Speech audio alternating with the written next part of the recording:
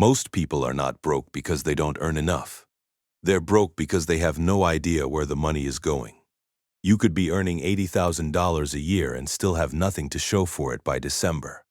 That is not a math problem, that is a behavior problem. And the good news is that behavior can be changed. These 6 tips are not complicated. What they require is a decision that today is the day you stop bleeding money quietly and start building something real. Number 6. Track everything for 30 days straight. All of it. Most people think they know where their money goes. They don't. Studies consistently show that the average person underestimates their monthly spending by 20 to 30%. You think you're spending $400 on food. You're actually spending $620. You think subscriptions cost you $50 a month. They're costing you $190. The solution is painfully simple. Write down every dollar for 1 month. Every coffee, every impulse purchase, every forgotten auto-renewal. Americans waste approximately $200 every year on subscriptions alone that they never use. That number compounds. Over 10 years, that's $2,000 that could have grown inside a high-yield savings account. After 30 days of tracking, most people find 2 to 4 categories where they're massively overspending without realizing it. You cannot fix a leak you haven't found yet. Number 5. Build a budget using the 50-30-20 rule and actually follow it. Here's the structure. 50% of your after-tax income goes to needs. Housing, utilities, groceries, transportation. 30% goes to wants. Restaurants, streaming, travel, entertainment. 20% goes directly to savings and debt repayment. If you earn $5,000 a month after taxes, that means $1,000 a month is going to savings. No exceptions. The problem most people have isn't that they don't know about budgets. It's that they treat the savings category as whatever's left over at the end of the month. There's never anything left over. Savings has to be non-negotiable. It goes out first, not last. The 50-30-20 framework gives you a clear structure that removes the constant debate of what you can and can't afford. Number 4. Automate your savings the same day you get paid.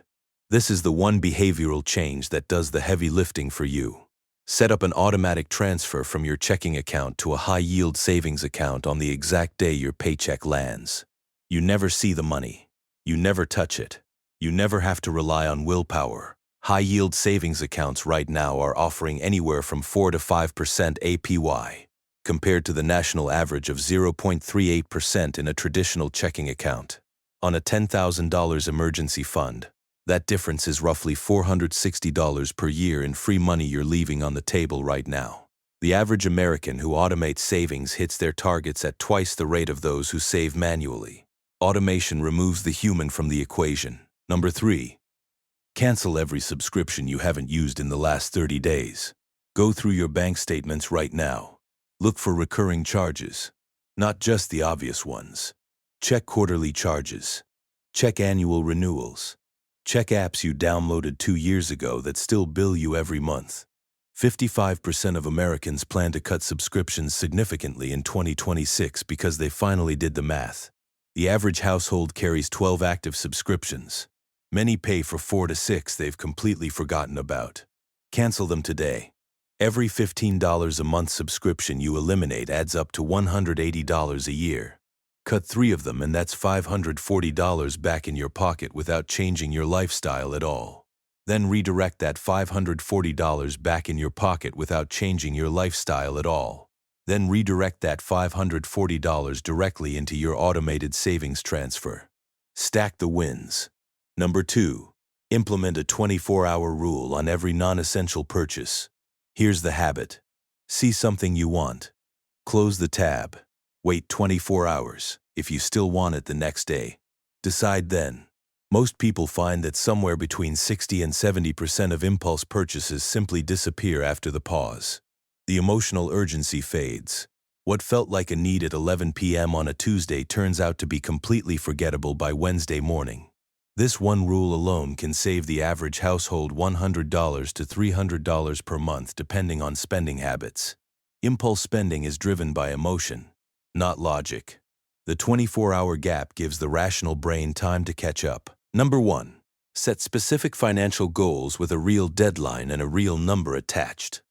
Don't say you want to save more money this year. Say you want $8,000 in an emergency fund by June 30th. That means you need to save $1,333 per month for 6 months. Now you have a target. Now you have a timeline. Now every spending decision has a cost attached to it. That dinner out isn't $60.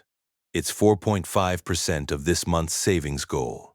84% of Americans entered 2026 with a financial resolution. Most will abandon it by March because the goal was never specific enough to survive contact with real life. Pick your number. Pick your date. Build your month backward from there.